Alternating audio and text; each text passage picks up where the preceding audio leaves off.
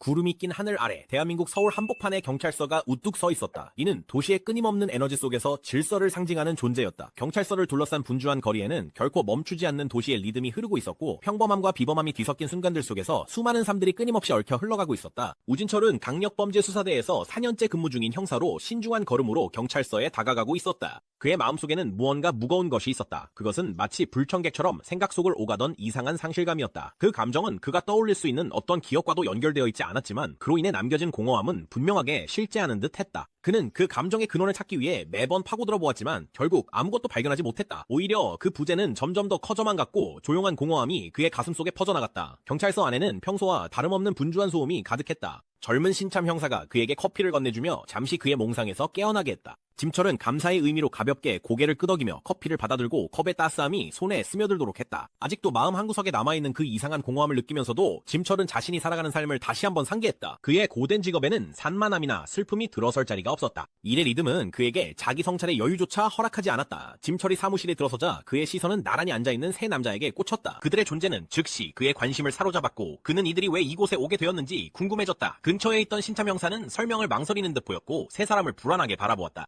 그들 중 한 명이 떨리는 목소리로 무언가를 중얼거리기 시작했다. 그의 말은 조각조각 흘러나왔지만 이야기의 핵심은 소름 끼칠 만큼 섬뜩했다. 그는 땅에서 솟아오르는 그림자가 자신에게 이 세상 것이 아닌 목소리로 말을 걸었다고 묘사했다. 그 그림자가 24시간 안에 자수하지 않으면 살아있는 것이 후회될 만큼 끔찍한 벌을 내리겠다는 무시무시한 최후 통첩을 내렸다고 주장했다. 나머지 두 남자도 겁에 질린 얼굴로 미친 듯이 고개를 끄덕였다. 그중 한 명은 공포를 이기지 못하고 당장 감옥에 넣어달라고 애원하며 아마도 숨기고 있었던 범죄를 자백했다. 짐철은 조용히 이야기를 들으며 기이한 진술들을 곱씹으며 커피를 한 모금 마셨다. 그는 이렇게 이상한 사건을 어떻게 보고해야 할지 고민하며 애를 먹었다. 더 생각할 틈도 없이 동료가 그의 생각을 끊고 회의실로 오라고 불러 신참 형사가 돕고 싶다는 듯 앞으로 나서며 남자들의 진술을 자신이 맡겠다고 자청했다. 짐철은 그에게 책임을 넘기고 여전히 머릿속에 이상한 사건들이 맴도는 채로 회의실로 향했다. 회의실에는 긴장감이 감돌았다. 수사과장은 평소와는 다른 요청으로 상황을 설명했다. 자진해서 투항한 이들은 모두 석방하라는 지시였다. 짐철은 혼란과 답답함이 순간적으로 폭발했지만 과장은 곧바로 그를 제지하며 밖에 있는 사람들이 놀라지 않게 목소리를 낮추라고 일렀다. 짐철 우는 속에서 분노가 치밀어 오르는 것을 느꼈다. 수사과장의 제안은 터무니없고 거의 무모하게까지 느껴졌다. 그들은 그림자 괴물을 봤다고 두려움에 떨며 자수한 남자들을 정말로 풀어주고 무슨 일이 일어나는지 지켜볼 생각이었다. 과장은 침착하면서도 단호하게 그 결정의 이유를 설명했다. 단순히 그들을 풀어주는 것만이 아니었다. 수수께끼의 그림자가 경고한 대로 그들이 24시간 내내밖에 남아있을 때 어떤 결과가 나오는지 관찰하는 것이 목적이었다. 짐철에게는 그 생각이 터무니없게만 느껴졌다. 그는 그 남자들이 환각을 보고 있을 가능성이 높으며 아마도 새로운 마약의 영향일 수 있고 그들의 기이한 주장은 현실에 아무런 근거가 없다고 주장했다. 하지만 그의 동료는 곧바로 반박하며 모든 남자들이 마약 검사에서 음성 판정을 받았다는 점을 지적했다. 법의학 보고서는 명확했고 의심의 여지를 없애기 위해 결과도 2번이나 확인했다. 짐철은 그 정보를 받아들이기 힘들어했다. 서로 아무런 연관도 없어 보이는 사람들이 어떻게 그렇게 구체적이고 똑같은 경험을 공유할 수 있단 말인가? 동료는 짐철에게 더 넓은 상황을 상기시켰다. 상부에서는 이미 한동안 이런 이상한 사건들을 인지하고 있었지만 아직까지 명확한 설명은 나오지 않았다. 아무리 말도 안 되는 것처럼 들려도 상황이 전개되는 대로 두는 것이 단서를 찾을 수 있는 유일한 방법일지도 모른다. 반장은 그들의 목표는 단순하다고 덧붙였다. 남자들이 묘사한 상황을 재현해서 그들의 주장에 진실이 있는지 확인하는 것이라고 했다. 여전히 불안한 짐철은 자신의 우려를 표했다. 만약 이 사람들에게 정말 무슨 일이 일어난 거라면요. 그들이 말한 위협이 실제라면 어떻게 하죠? 이 말에 방 안의 분위기가 바뀌었다. 형사들은 모두 짐철을 바라보며 방 안에는 그들의 호탕한 웃음소리가 울려 퍼졌다. 반장은 고개를 저으며 미소를 지은 채 실용적인 우 형사에게서 이런 미신적인 말을 듣게 될 줄 몰랐다며 짓궂게 놀렸다. 그 말에 짐철은 약간 상처를 받았지만 순간을 넘기기 위해 억지로 건조한 웃음을 지었다. 반장은 우짐철의 어깨에 안심시키듯 손을 얹고 차분하지만 단호한 목소리로 말했다. 그는 계획을 설명했다. 용의자들은 몇몇 건장한 형사들이 지키는 조용한 창고로 이송될 예정이었다. 그들이 도망칠 틈은 전혀 없을 것이다. 이 모든 것은 통제된 상황에서 이루어질 계획이었다. 반장은 심지어 농담조로 만약 용의자들이 주장한 대로 괴물이 정말 나타난다면 오히려 우리가 찾던 답을 얻을 수도 있겠다고 말했다. 반장은 자원자를 받겠다고 했지만 짐철에게 만약 이 계획이 불편하다면 빠져도 된다고 안심시켰다. 짐철은 잠시 망설였다. 모든 상황이 비현실적으로 느껴졌지만 그의 책임감이 의심을 눌렀다. 끝까지 해보기로 결심한 그는 작전에 참여하겠다고 동의했다. 경찰서 밖에서 용의자들은 철저한 감시 아래 창고로 이송되었다. 형사들이 주변을 에워싸 아무도 눈에 띄지 않고 드나들 수 없도록 했다.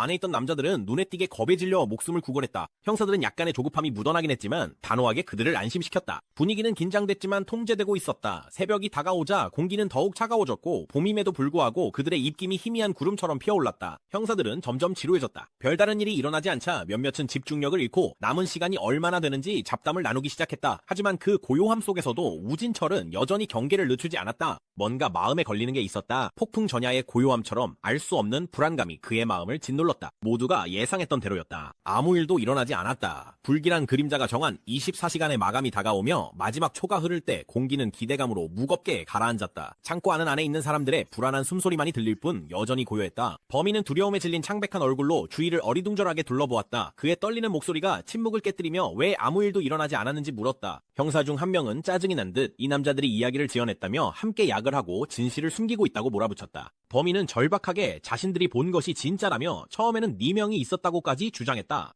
긴장이 더 고조되기 전에 한쪽에서 경계하며 서 있던 우진철은 갑작스럽고 압도적인 공포를 느꼈다. 본능적으로 그는 동료들에게 필사적으로 경고를 외쳤지만 이미 늦어버렸다. 땅바닥에서 어두운 그림자들이 소용돌이치며 퍼지기 시작했고 아무도 반응할 틈도 없이 형태를 갖추었다. 압도적인 힘이 형사 2명을 바닥에 내동댕이쳐 그들은 의식을 잃고 쓰러졌다. 범인은 그 자리에 얼어붙은 채 공포에 질린 눈으로 눈물을 흘리며 꼼짝도 하지 못했다. 범인의 입에서 깊은 비명이 터져나왔지만 그의 눈앞에서 벌어지는 끔찍한 광경에 그 소리는 묻혀버렸다. 진철은 쓰러진 동료들에게 달려가려 했지만 그의 발은 마치 땅에 박힌 듯 움직이지 않았다. 그의 두 눈은 믿을 수 없다는 듯 크게 뜨여졌고 그림자 속에서 괴물 같은 형체들이 모습을 드러냈다. 그들은 어렴풋이 인간을 닮았지만 분명히 개미의 특징을 지닌 존재들이었고 검은 등껍질이 희미한 불빛 아래에서 번들거렸다. 그들은 3마리였고 움직임은 빠르고 사냥꾼처럼 날카로웠다. 괴물들은 망설임 없이 범인에게 달려들어 잔혹하게 그를 갈기갈기 찢었다. 피가 창고 곳곳에 튀었고 남자의 고통스러운 비명이 공기를 가득 메웠다. 괴물들은 그의 팔다리를 찢어내며 조각조각 먹어치웠고 그 끔찍한 만찬은 순식간에 그를 피와 살점이 흩어진 처참한 잔해로 만들어버렸다. 진철은 얼어붙은 채 서 있었고 그의 정신은 눈앞의 끔찍한 광경을 받아들이지 못하고 있었다. 마치 그의 영혼이 몸을 떠나버린 듯 그는 멍한 상태에 빠져있어. 괴물들이 범인을 먹어치우는 그 끔찍한 광경이 그의 머릿속에서 반복 재생되었지만 공포는 아직 끝나지 않았다. 개미처럼 생긴 괴물 2마리가 진철을 향해 돌아섰고 섬뜩한 시선이 그를 꿰뚫었다. 진철은 뭔가 이상한 점을 눈치채며 심장이 미친 듯이 뛰기 시작했다. 순간 괴물들이 그를 향해 미소를 짓는 것처럼 느껴졌다. 그것은 이치에 맞지 않는 섬뜩하고 위협적인 미소였다. 그를 불안하게 만든 것은 단지 괴물들의 표정만이 아니었다. 그들은 마치 그를 만나서 기뻐하는 듯 만족스러워 보였다. 괴물들이 그림자 속으로 다시 스며들기 시작하자 그의 공포는 더욱 깊어졌다. 진철의 생각이 머릿속을 미친 듯이 휘돌았다. 이 상황은 어딘가 익숙하게 느껴졌지만 그는 그 이유를 설명할 수 없었다. 마치 이런 공포를 예전에 본 적이 있는 것처럼 이상한 대자비가 그를 엄습했다. 하지만 어떻게? 혼란과 두려움이 그의 판단력을 흐리게 했고 그는 그 자리에 굳어버렸다.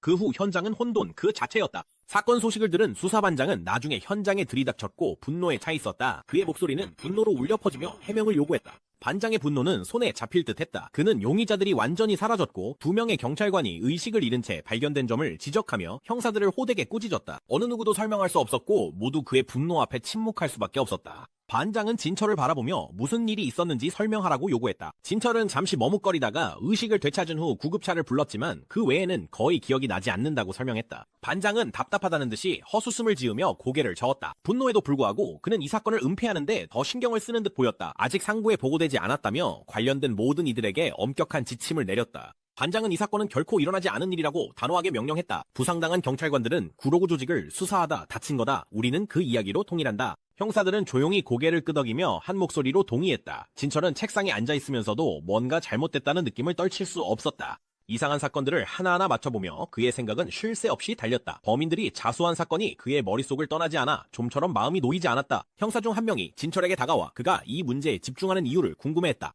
진철은 공식적으로 사건을 쫓고 있는 건 아니지만 혼자서 조사를 하고 있다고 인정했다. 그 형사는 그의 집념에 감탄하는 듯 했지만 이 현상이 한 번만 일어난 게 아니라는 점을 지적했다. 비슷한 사건들이 그들의 관할구역 밖에서도 발생하고 있었다. 진철은 모니터에 뜬 자료를 살펴보며 패턴을 분석하느라 이마에 주름이 깊어졌다. 형사는 더 가까이 다가가 화면을 들여다보며 이상한 경향을 발견했다. 2월 말에서 3월 초 사이에 자수하는 범죄자 수가 눈에 띄게 줄어들었다. 이 관찰에 진철은 잠시 멈칫했다. 그는 형사에게 이런 패턴이 왜 나타나는지 생각해본 적이 있는지 물었다. 형사는 웃으며 그 질문을 대수롭지 않은 추억으로 넘겼다. 그는 예전에 작은 책 대여점을 운영하던 이모 이야기를 꺼냈다. 방학이 끝나고 아이들이 학교로 돌아가는 시기에는 항상 장사가 한산해졌다고 했다. 진철은 그 연결고리를 곱씹으며 조용히 귀를 기울였다. 겉으로 보기에는 그 정보가 전혀 관련 없어 보였고 심지어 무의미하게 느껴졌지만 어딘가 마음에 남는 부분이 있었다. 그는 곰곰이 고개를 끄덕이며 이 사실을 기억해둘 가치가 있을지도 모른다고 생각했다.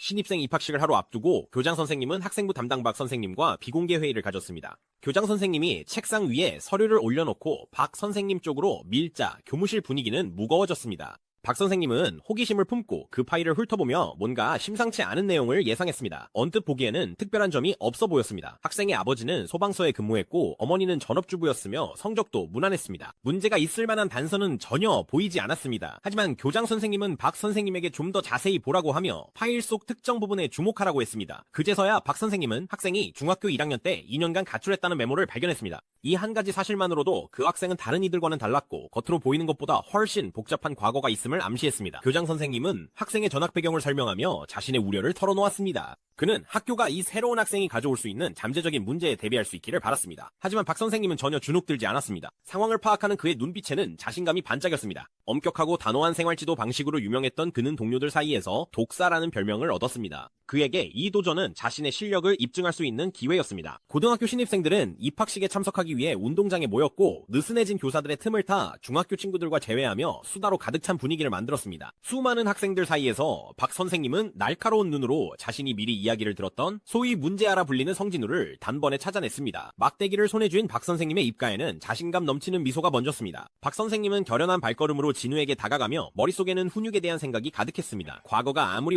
혼란스러웠더라도 이 학생만큼은 반드시 길들여야겠다고 마음먹고 있었습니다. 박 선생님은 크고 위험 있는 목소리로 진우를 불러세웠습니다. 그의 시선은 진우가 끼고 있는 장갑이라는 작은 디테일에 꽂혔습니다. 박 선생님은 고함을 치며 해명을 요구했습니다. 진우는 갑작스러운 고함에 놀라 고개를 들어 박 선생님과 눈을 마주쳤습니다. 그 순간 박 선생님의 세계가 뒤바뀌었습니다. 시끄러운 운동장도 자유롭게 뛰노는 학생들도 주위의 모든 것이 희미해졌습니다. 그 대신 그의 눈앞에 펼쳐진 것은 압도적이고 두려운 광경, 바로 군대였습니다. 그것은 평범한 군대가 아니라 지평선 끝까지 완벽한 대형을 이루고 끝없이 늘어선 그림자 병사들의 바다였습니다. 그들의 위압적인 존재감에 박 선생님의 등골이 오싹해졌습니다. 현실로 돌아온 박 선생님은 고개를 저으며 자신이 본 것이 진짜인지 아니면 상상 속의 장난인지 확신할 수 없었습니다. 간신히 평정을 되찾으려 했으며 그는 다른 학생들에게 조용히 하고 똑바로 서라고 호통쳤습니다. 하지만 속으로는 깊이 동요하며 자신의 눈이 자신을 속인 것은 아닌지 의심했습니다. 진우의 그림자 속에서 벨리오는 호기심 어린 눈으로 그 광경을 지켜보고 있었습니다. 벨리오는 박 선생님이 자신들을 본 것 같다고 조용히 주군에게 속삭였습니다. 진우는 속으로 조용히 그 말을 받아들이며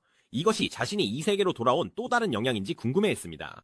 진우는 집에서 멀리 떨어진 고등학교를 선택했는데 새로운 얼굴로서 조용히 익명성을 누릴 수 있다는 점이 마음에 들었습니다. 반에서 아는 사람이 아무도 없다는 사실도 그에게는 전혀 신경 쓰이지 않았습니다. 다른 학생들이 열정적으로 그룹을 만들고 대화를 나누는 동안 그는 자신이 가져온 책에 몰두한 채 책상에 앉아 있었습니다. 그의 평화로운 순간은 곧 한반 친구가 다가오면서 깨졌습니다. 그 소녀는 자신을 영일이라고 소개했는데 진우가 중학교 1학년 때 어렴풋이 기억하던 인물이었습니다. 영일은 친근해 보였고 잠깐 같은 반이었던 시절을 떠올리며 최근 이 동네로 이사온 이야기를 나누었습니다. 대화가 더 이어지기도 전에 4명의 학생 무리가 영희를 잡아끌더니 진우에게 다가왔습니다. 그들의 태도만 봐도 의도가 분명했습니다. 그들의 비웃는 미소와 조롱은 명확하게 드러났습니다. 그들은 진우의 왼손에 낀 장갑을 크게 지적하며 모두가 들을 수 있게 농담거리로 삼아 조롱을 한껏 과장했습니다. 그 무리는 자신들의 우위를 과시하려는 시도를 전혀 숨기지 않았습니다. 그들 중 한 명이 진우에게 장갑을 벗으라고 요구하며 자기가 한번 껴보겠다고 우겼습니다. 진우가 바로 반응하지 않자 또 다른 학생이 더 공격적으로 변하며 그가 자기들 명령을 무시한다고 몰아붙였습니다. 세 번째 학생은 장갑 안에 문신 같은 걸 숨기고 있는 게 아니냐며 일부러 크게 떠들었습니다. 그림자 속에서 분노와 보호 본능이 가득한 목소리가 울려 퍼졌습니다. 베루, 언제나 왕에게 충성스러운 존재였습니다. 그는 당장이라도 범인들을 벌할 태세였고 그의 말에는 신속하고 잔혹한 보복을 예고하는 기운이 담겨 있었습니다. 하지만 진우는 단호하게 그를 제지하며 사태가 더 커지는 것을 거부했습니다. 진우는 고조되는 긴장을 인식하고 스스로 장갑을 벗었습니다. 흉하게 변한 피부를 본 순간 괴롭히던 아이들은 즉시 조용해졌습니다. 진우는 장갑을 벗은 손을 바라보며 잠시 남아있는 상처의 생각이 머물렀습니다. 그것은 용의 왕 안타레스에게 입은 상처로 그의 뛰어난 치유 능력으로도 완전히 아물지 않은 흉터였습니다. 괴롭히던 아이들은 화상을 보고 불편함을 감추려 조롱으로 반응했습니다. 그들의 조롱은 불안한 웃음 속에 비틀거리며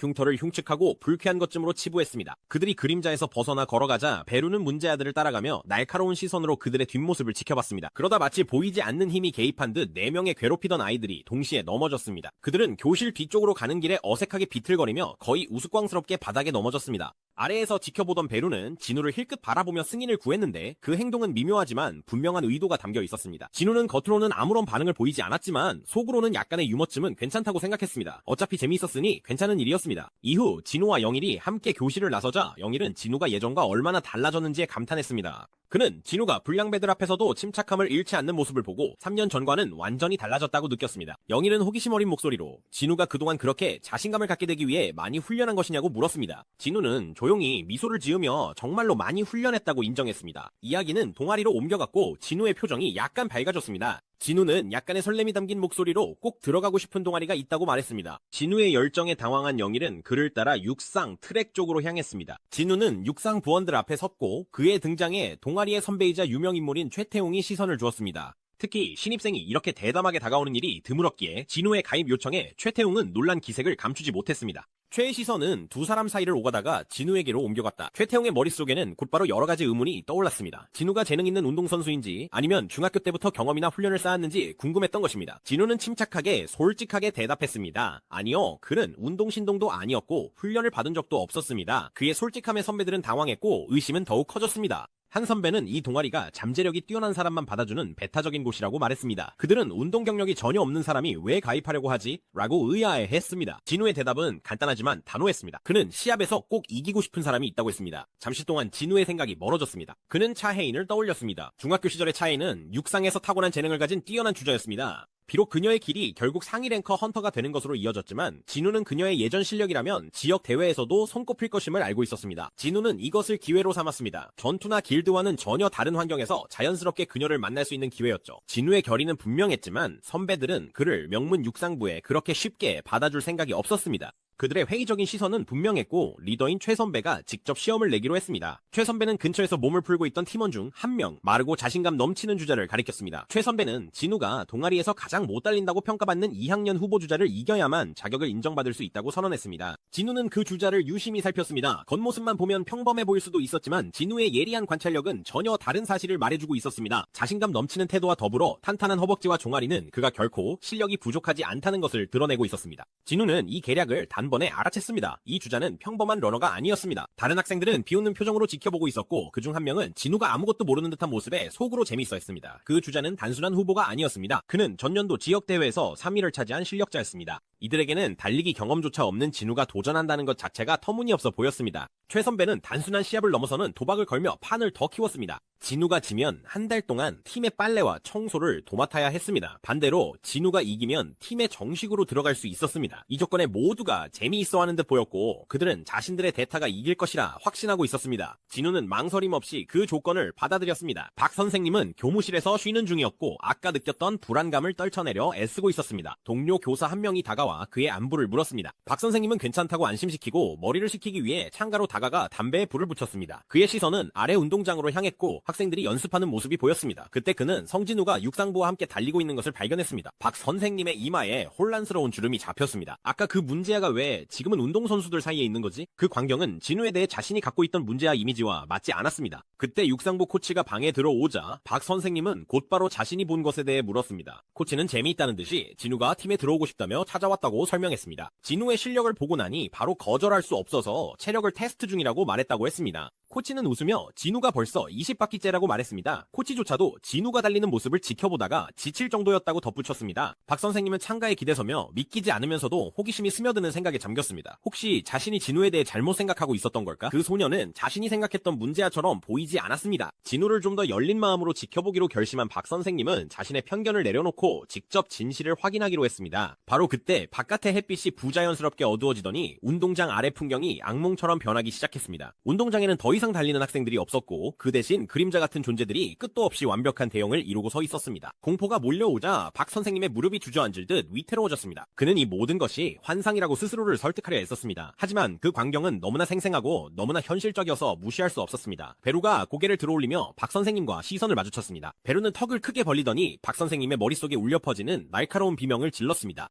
본능적인 공포가 그를 집어삼켰고 그는 뒷걸음질치다 공포에 질려 바닥에 주저앉았습니다. 정신이 혼미해지며 시야가 어둠에 잠겼습니다.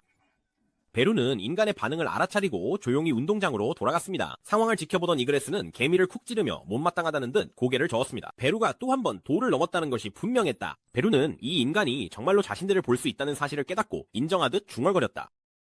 늦은 밤 우진철 형사와 신참 경찰관이 곱창구이 전문 작은 식당에 앉아 있었다. 신참은 망설이는 기색이 역력했지만 마침내 용기를 내어 입을 열었다. 그는 분명 마음에 걸렸던 사건, 기이한 사건의 용의자들이 자수한 뒤 아무런 설명도 없이 사라졌던 그날을 꺼냈다. 진철은 신참의 집요한 질문보다는 자신의 술잔에 집중한 채 묵묵히 듣고 있었다. 신참은 한층 더 집요한 어조로 계속해서 물었다. 그는 진철에게 그날 뭔가 이상한 것을 본 적이 있냐고 물었다. 처음에 진철은 얼버무리며 질문을 피하려 했지만 술기운 때문인지 아니면 마음의 짐을 덜고 싶어서였는지 결국 자신을 괴롭혀온 일을 털어놓았다. 그는 자신이 본 것을 개미 괴물이라고밖에 부를 수 없었다고 설명했다. 진철의 목소리는 흔들림 없었지만 그의 말에는 무게가 실려 있어 신참이 잠시 말을 멈추게 했다. 갑자기 낯선 이가 다가와 그들의 대화를 듣고는 진철의 설명을 맞춰보려 했다. 그는 혹시 그것이 개미 머리에 인간의 몸을 한 하이브리드 생명체가 아니었냐고 물었다. 진철은 처음엔 당황했지만 아무 말 없이 침묵을 지켰고 그의 반응은 어떤 말보다 많은 것을 드러냈다. 다음날 아침 운동장은 활기로 가득 차 있었다. 늘 열정적인 리더였던 최는 팀을 더욱 강하게 몰아붙였다. 그는 목표를 크게 외치며 야망이 가득한 목소리로 말했다. 우리의 목표는 대한민국 1등이다. 팀원들 중 일부는 망설이며 원래 목표는 지역대회 우승처럼 더 소박했다고 상기시켰다. 하지만 최는 그들의 우려를 가볍게 넘기며 새로운 에이스 진우가 있으니 이제 더 높은 목표를 세울 수 있다고 선언했다. 그들의 목소리는 반복할수록 점점 더 힘차졌다. 연길도 어느새 그 열기에 휩쓸려 진우와 함께 육상부와 달리고 있었다. 하지만 진우가 가볍게 달리는 것과 달리 연길은 힘들어하고 있었다. 연길의 얼굴은 창백해졌고 그는 숨을 헐떡이며 힘겹게 중간 그룹에 따라가려고 애썼다. 진우는 연길이 힘들어하는 모습을 보고 왜 그가 이렇게까지 자신을 힘들게 하는지 궁금해하지 않을 수 없었다.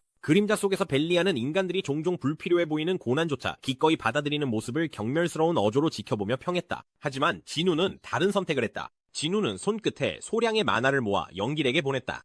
연길의 반응은 즉각적이었다. 에너지의 물결이 그의 몸을 타고 흐르며 체력을 회복시키고 지구력을 높여주었다. 그의 속도가 빨라졌다. 모두가 놀란 가운데 연길은 앞서 달리던 선배들을 하나둘씩 추월하기 시작했다. 팀원들은 자신의 눈을 의심했다. 언제나 열정적인 주장 태웅은 연길의 놀라운 노력에 자극을 받았다. 그의 목소리가 트랙 위에 울려 퍼지며 동료들에게 도전에 맞서라고 독려했다.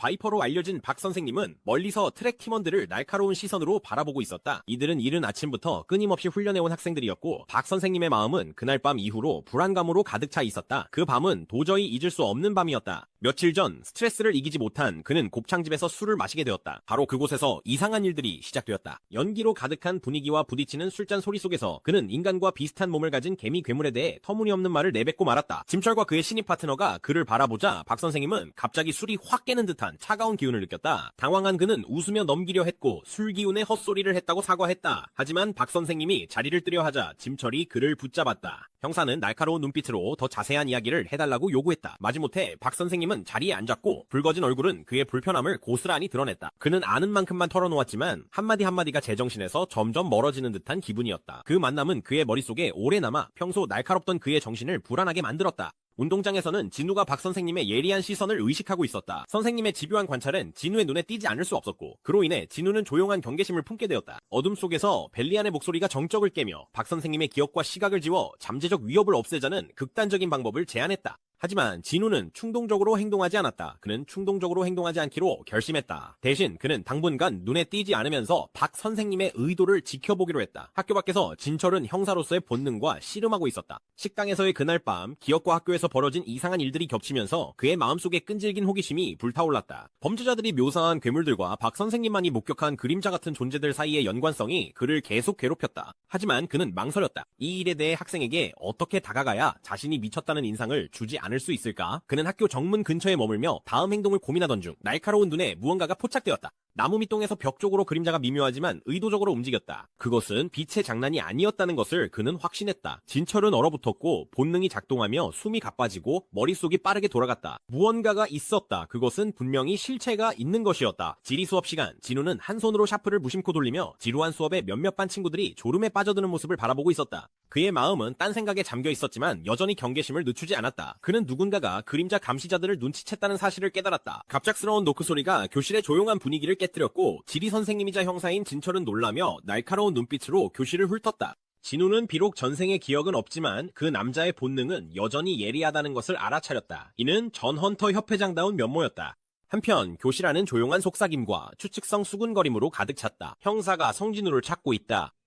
많은 학생들은 진우가 무슨 문제를 일으킨 것이라고 짐작했다. 진우는 주목받는 것에 개의치 않고 진철을 따라 복도로 나갔다. 형사는 그를 가장 구석진 곳으로 데려가 다른 이들의 귀에 들리지 않도록 조심했다. 진우는 잠시 진철을 바라보며 옅은 미소를 지었다. 이 남자를 만난 건 수년 만이었고 차원 균열에서 보낸 시간을 생각하면 어쩌면 수십 년 만일 수도 있었다. 익숙한 얼굴을 보니 따뜻한 감정이 일었지만 그는 감정을 드러내지 않았다. 너무 많은 것을 드러내면 의심을 살 수 있었다. 하지만 진철은 어딘가 불안함을 느꼈다. 진우에게서 뭔가 기대했던 것과 맞지 않는 점이 있었다. 마침내 침묵을 깨고 그는 수첩을 집어들었다. 며칠 동안 그를 괴롭혀온 풀리지 않는 질문들이 머릿속을 맴돌았다. 진철은 잠시 망설이다가 그것을 진우에게 건넸다. 거칠게 그려진 그림에는 그를 괴롭혀온 괴물 같은 개미 형상이 담겨 있었다. 그 존재는 흉측하면서도 묘하게 매혹적이었다. 진우는 아무런 감정도 드러내지 않은 채 그 그림을 유심히 바라보았다. 참지 못한 진철은 몸을 앞으로 내밀며 목소리를 높여 답을 재촉했다. 그는 진우에게 정말로 이 존재를 본 적이 있는지 다시 한번 묻으며 속에 있던 조급함이 드러났다. 진우는 침착한 태도로 진철이 그토록 듣고 싶어 하던 말을 간단히 확인해 주었다. 하지만 진철이 쏟아내듯 질문을 이어가자 진우는 조심스럽게 한 걸음 물러서며 보이지 않는 선을 지켰다. 자신이 선을 넘었다는 걸 깨달은 진철은 잠시 멈춰서서 감정을 가라앉히려 했었다. 그는 깊게 숨을 들이쉬고 조용히 사과의 말을 건넸다. 그때 진우의 예상치 못한 반응이 나왔다. 진우는 옅은 미소와 장난기 어린 어조로 그 존재가 마치 어린이 드라마에 나오는 괴물 같다고 특수 효과가 과장된 그런 종류라고 말했다. 그 말에 진철은 순간 당황했다. 진철은 패배감이 밀려오며 어깨가 살짝 처졌다. 대화는 그가 바랐던 대로 흘러가지 않았고 그가 찾던 답도 여전히 오리무중이었다. 진철은 작게 한숨을 내쉬며 상황을 받아들였다. 진우는 진철의 가라앉은 모습을 보고 더 이야기하고 싶은 것이 있는지 물었다. 진철은 고개를 저으며 이미 선생님께 모든 것을 설명했고 더 이상 문제될 일은 없을 거라고 안심시켰다. 대화가 끝나갈 무렵 진우의 시선이 진철이 그린 스케치에 머물렀다. 진우는 장난기 어린 목소리로 그 그림을 달라고 하며 이 대화를 기억할 만한 기념품으로 삼겠다고 말했다. 어둠 속에 숨어있던 베루의 목소리가 분노와 충성심으로 가득 차 울려 퍼졌다. 그는 왕에게 이렇게 조잡하고 서투르게 그려진 그림에 시선을 두지 말라고 간청했다. 그럼에도 불구하고 진철은 조심스럽게 노트에서 그 페이지를 뜯어 진우에게 건넸고 진우는 정중하게 감사 인사를 하며 그것을 받았다. 더 이상 머무르지 않고 진철은 돌아서서 계단을 내려갔다. 그의 마음에는 풀리지 않은 질문들과 아직 탐구하지 못한 가능성의 무게가 짓눌리고 있었다. 그의 모습이 사라지자 그림자가 액체처럼 바닥을 따라 일렁였고 이그리트가 차분하고 침착한 모습으로 나타났다. 이그리트는 진우에게 왜 주인님께서 진실을 진철에게 밝히지 않으셨는지 물었다. 진우의 대답은 신중하고 사려 깊었다. 그는 망각의 신들이 인류에게 내린 축복이라고 말했다. 그것은 인간이 감당하기엔 너무 무거운 진실로부터 그들을 보호해주는 선물이었다. 비록 인간이 신의 도구를 사용해 이런 결과를 만들었다 해도 결론은 달라지지 않았다. 이그리트는 그 감정에 공감하며 고개를 끄덕였다. 쉬는 시간이 되자 학교는 흥분과 추측으로 들썩였다. 이미 진우에게 관심을 보였던 여자아이들은 이제 그를 둘러싼 점점 커지는 무리 속에 합류해 더 많은 것을 알고 싶어 했다. 그들은 진우에게 질문을 쏟아냈고 목소리에는 호기심이 가득했다. 어떤 아이들은 형사에 대해 물으며 그가 진우와 어떤 관계인지 궁금해했다. 다른 아이들은 진우 자신에게 집중하며 그의 넓은 어깨와 탄탄한 체격에 감탄했다. 최근 진우가 육상부 선배들과 함께 달렸던 일도 눈에 띄었고 이는 그를 둘러싼 매력을 더욱 키웠다. 진우가 호기심 많은 반 친구들에게 둘러싸여 서 있던 그때 4명의 불만 가득한 학생들이 나타나며 활기찬 분위기가 깨졌다. 그들은 학교의 불량배들이었고 진우가 주목받는 것에 분명히 불만을 품고 있었다. 그 무리의 리더인 남준식이 다가오며 비웃는 듯한 미소를 지었고 그의 조롱 섞인 말투가 웅성거림을 깨뜨렸다. 진우 주위에 모여있던 아이들은 재빨리 흩어졌고 남학생들은 자기 자리로 물러났으며 여학생들은 조용히 한 걸음 뒤로 물러서며 관여하기를 꺼렸다.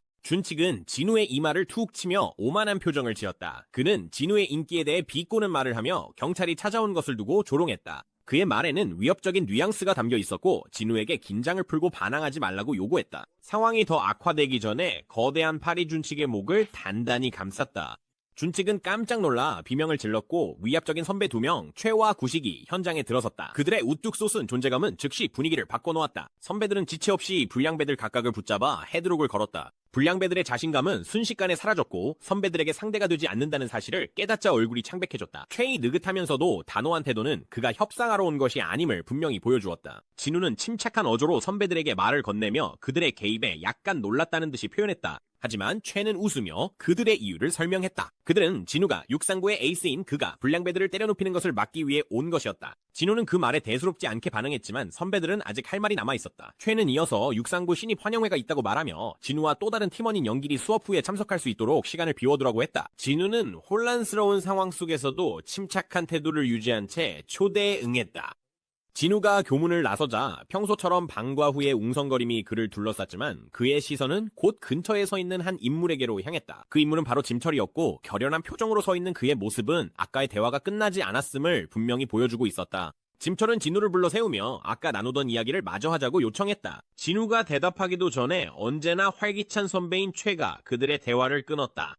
최는 장난스럽게 연길의 어깨에 팔을 두르며 진우를 놀렸고 환영회에 꼭 오라고 상기시키면서 진우가 올 때까지 연길을 인질로 잡아두겠다고 농담했다. 진우는 짐철을 의식하며 오래 머물 수 없을 것 같다고 말했고 친구의 운명이 자신에게 달려있다는 듯한 뉘앙스를 풍겼다. 짐철은 감정이 북받친 듯 목소리가 떨렸고 눈에는 눈물이 고인 채로 헌터 손진우라고 그를 불렀다. 그날 아침 진우는 짐철에게 자신이 그린 스케치를 달라고 부탁했었다. 진우가 종이를 들고 있을 때 그림자가 들이온 곳에서 베로의 목소리가 울려 퍼지며 그 그림은 볼 가치도 없는 형편없는 묘사라며 강하게 항의했다. 하지만 진우는 충성스러운 소환수의 불평을 무시했다. 그런 다음 그는 조심스럽게 노트에서 그 종이를 뜯어 진우에게 건넸다. 진우가 그림을 받아들 때 두 사람의 손끝이 살짝 스쳤고 그 순간 짧지만 깊은 교감이 오갔다. 아주 사소하고 별것 아닌 행동이었지만 역사는 이런 하찮아 보이는 순간들을 거대한 의미로 바꾸곤 한다. 짐철이 계단을 내려가면서 그는 방금 일어난 일에 대한 생각에 잠겼다. 그는 그림을 건넨 것이 어리석은 짓이었다는 생각을 떨칠 수 없었다. 희미한 후회의 감정이 그를 잡아끌었지만 곧 훨씬 더 불안한 무언가가 그 감정을 덮어버렸다. 계단을 내려가던 중간쯤 그는 그 자리에서 얼어붙었다. 희미한 목소리가 그의 주위에 울렸다. 우 회장님, 저를 믿으세요. 그 말에 소름이 그의 등을 탔다. 짐철은 주위를 둘러보며 텅 빈 계단실을 샅샅이 살폈다. 처음에는 대수롭지 않게 여기고 계속 계단을 내려갔지만 그 목소리는 이번에는 더 또렷하게 다시 들려왔다. 네, 믿습니다. 그 목소리는 다름 아닌 자신의 것이었다. 짐철은 대화의 단편들이 더 들려오자 공포에 휩싸였다. 헌터 손진우라는 이름이 계속해서 반복되며 짐철의 머릿속에 깊이 각인되었다. 잊혀진 대화의 조각들이 떠오르기 시작하면서 그의 극심한 두통도 더욱 심해졌다. 그는 한 대화, 한 가지 질문, 신뢰를 구하는 간절한 부탁, 그리고 누군가가 자신의 이마에 부드럽게 손을 얹었던 순간을 떠올렸다. 그 순간 그의 주변 세계가 완전히 달라졌다. 시야가 암흑으로 가라앉았다가 곧이어 엄청난 양의 이미지들이 밀려들었다.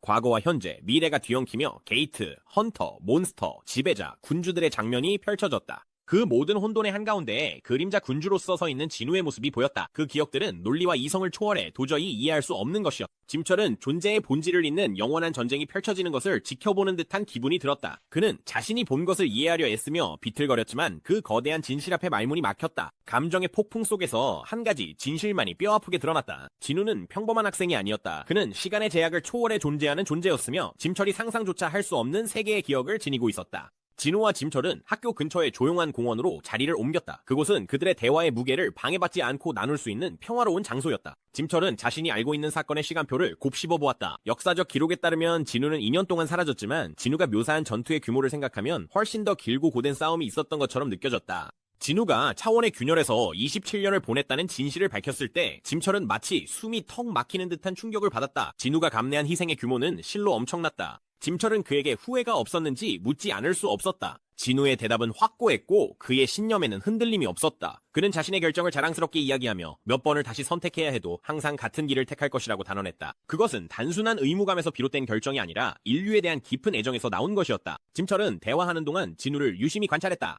진우는 엄청난 힘을 지녔음에도 불구하고 평범한 사람처럼 자연스럽게 행동했다. 그는 지금의 삶이 만족스럽다고 언급했지만 그만큼 새로운 도전도 따랐다고 말했다. 불멸과 늙지 않는 젊음은 그가 끊임없이 자신의 정체성을 새롭게 만들어야 한다는 것을 의미했고 그가 지켜낸 삶임에도 불구하고 외로운 일이었다. 대화가 깊어지자 짐철은 진우에게 앞으로의 계획에 대해 물었다. 진우는 아무런 계획이 없다고 솔직하게 말했다. 짐철은 기회를 포착하듯 진우에게 좀 더 익숙한 역할로 돌아가 경찰에 합류하는 것을 고려해보라고 제안했다. 그는 진우가 남긴 그림자에 시달리던 많은 범죄자들이 그의 힘이 남아있는 존재감을 견디지 못하고 자수하고 있다고 설명했다. 진우는 곰곰이 들은 뒤 자신이 경찰이 된다면 다른 사람들이 할 일이 거의 남지 않을 것이라며 부드럽게 거절했다.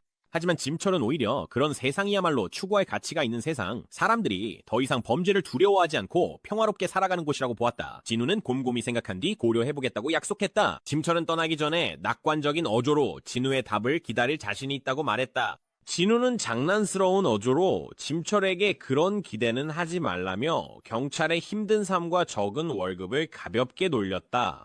그들의 대화는 짧았지만 유쾌한 따뜻함이 담겨 있어 잠시나마 분위기를 밝게 만들었다. 조용히 시간이 흘러가던 중 4월 말의 평범한 하루가 특별한 무언가의 시작으로 바뀌었다. 미국에서는 비상통화센터의 사막을 여행 중인 한 남성으로부터 이례적인 전화가 걸려왔다. 처음에 상담원은 길을 잃은 여행자로부터 온 평범한 전화라고 생각했다. 남성의 침착한 태도와 자신이 길을 잃지 않았다는 확신에 그녀의 초기 걱정은 누그러졌다. 하지만 그가 전화를 건 이유는 곧 대화의 분위기를 바꿔놓았다. 남성은 자신이 목격한 이례적인 무언가를 신고하고 싶다고 설명했다. 상담원은 그의 불확실함을 감지하고 긴급 상황이거나 즉각적인 도움이 필요한 위험이 있는지 더 자세히 물었다. 남성은 상황을 설명하기 전에 깊게 숨을 들이쉬었다. 믿기지 않는 듯한 그의 목소리에는 자신이 본 광경의 비현실적인 분위기가 묻어났다. 그는 무언가가 부서졌다고 말했다. 건물도 땅도 아닌 바로 하늘 자체가 깨졌다고 했다. 그는 하늘에 금이 가기 시작했다고 묘사했다. 마치 천상이 산산이 부서지는 것처럼 보였다고 했다. 비상 상황에 대처하도록 훈련받은 상담원조차도 잠시 동안 멍해졌다. 건물 붕괴나 자연재해라면 그럴듯했겠지만 하늘에 금이 간다는 것은 모든 논리를 거스르는 일이었기에 그녀는 자신이 그를 잘못 이해한 것이 아닌지 의심하게 되었다. 하지만 그 남자의 말투는 진지했고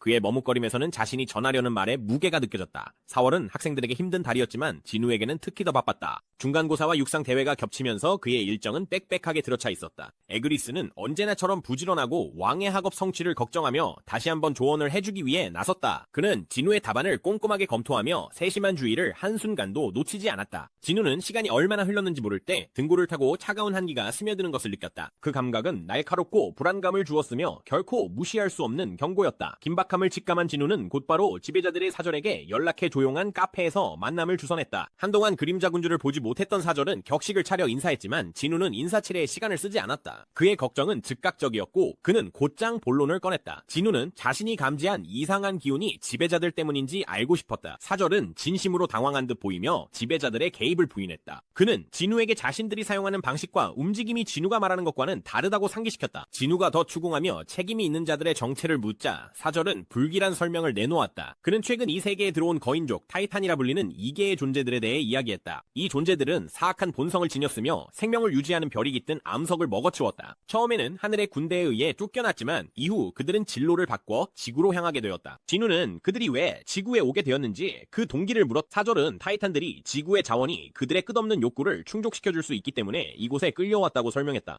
진우는 즉시 이 존재들이 동맹이 아니라 위협임을 깨달았다. 사절은 진우의 의심이 맞다고 확인하며 그들의 위험성을 강조했다. 진우가 이 정보를 곱씹는 동안 불안한 깨달음이 그를 덮쳤다. 환생의 잔이 사용되기 전에는 이런 일들이 전혀 일어나지 않았다는 것이다. 사절은 변화가 있었음을 인정하며 진우가 지금 겪고 있는 시간선은 잃어버린 시간에 의해 바뀐 것이라고 언급했다. 그는 원래 다른 세계를 노렸어야 할 이적들이 대신 지구에 관심을 돌리게 되었다고 덧붙여 설명했다. 진우는 이 모든 사건에서 자신의 역할을 깨달았다. 그가 가진 막강하고 독특한 힘이 흔적을 남겼고 그것이 이 존재들을 끌어들인 것처럼 보였다. 심지어 지배자들조차 이를 의심했고 하늘의 군단은 이미 균형의 변화를 감지하고 떠난 상태였다. 진우는 티탄들이 자신들의 세계를 잇는 문을 통해 지구에 도달하려면 수년이 걸릴 것이라고 계산했지만 시간이란 그에게 더 이상 허락된 사치가 아니란 걸 알고 있었다. 결연하고 흔들림 없이 진우는 결심했다. 어떤 대가를 치르더라도 이 전투는 자신이 직접 맞서야 한다고. 미국 서부의 광활한 사막에서 정부는 한 지역 전체를 봉쇄하고 다양한 분야의 전문가들을 소집해 조사를 의뢰하며 출입을 제한했다. 그 이상현상은 이전에 본 적이 없는 것이었다. 수십 년의 경력을 가진 학자들과 과학자들조차도 이 기이한 현상에 대한 설명을 내놓지 못했다. 대기에는 균열이 생기기 시작했고 시간이 지날수록 그 틈은 점점 더 넓어졌다. 군대가 현장을 포위했다. 탱크와 전투 차량, 중무장한 병사들이 대기하고 있었고 지휘관은 대통령에게 어떤 일이 벌어지더라도 자신들의 병력이 충분히 대처할 수 있다고 장담했다. 그러나 상황이 점점 더 심각해지자 지휘관조차도 처음 발견했을 때보다 균열이 훨씬 더 커졌다는 점을 언급했다. 그러던 중 아무런 예고도 없이 이상한 힘이 모든 논리를 무시하고 나타났다. 탱크와 차량, 심지어 병사들까지 공중으로 들어올려졌고 마치 중력이 사라진 듯 무중력 상태로 떠올랐다. 손진우가 도착했다. 말로만으로는 다가오는 위협을 설득할 수 없다는 것을 깨달은 진우는 자신의 힘의 일부를 보여주기로 했다. 그는 그들이 의지하는 무기들이 균열을 통해 나타날 적들에게는 아무 소용이 없을 것임을 분명히 했다. 병사들과 그들의 무기가 물러나자 진우는 하늘의 균열에 시선을 돌렸다. 그는 느낄 수 있었다. 저 너머에서부터 다가오는 악의적인 굶주림, 이 땅의 모든 것을 집어삼키려는 압도적인 욕망을. 그 존재감은 뚜렷하게 느껴졌고 마치 불길한 숨결처럼 그를 짓눌렀다. 그는 이렇게 기대감에 휩싸인 것이 오랜만이었다. 진우는 다른 차원에서 쌍검을 소환하며 희미하게 미소를 지었다. 균열이 더 넓어지며 하늘이 산산이 부서지는 듯한 날카로운 소리가 공기를 가득 메웠다. 귀를 찢는 듯한 굉음과 함께 하늘이 갈라지고 타이탄들이 내려왔다. 거대한 돌로 이루어진 그들의 몸이 땅에 떨어지자 천둥 같은 충격이 울려 퍼졌다. 이 고대의 존재들은 우뚝 솟아 위압적인 모습으로 주위를 둘러보았고 그들 앞에 홀로 서 있는 한 인물을 발견했다. 바로 진우였다. 그들은 진우를 즉시 무시하며 이 한 사람이 자신들에게 맞설 수 있다는 생각에 비웃음을 터뜨렸다. 하지만 진우는 전혀 흔들림 없이 서 있었다. 순식간에 그의 발밑 땅이 검게 변하더니 천만의 그림자 군단이 어둠 속에서 솟아올랐다. 그림자 군단의 형체는 사막 전체를 뒤덮으며 멀리까지 뻗어나가 사막을 그림자의 바다로 바꿔놓았다. 군단의 압도적인 광경만으로도 타이탄들의 오만함은 순식간에 사라졌다.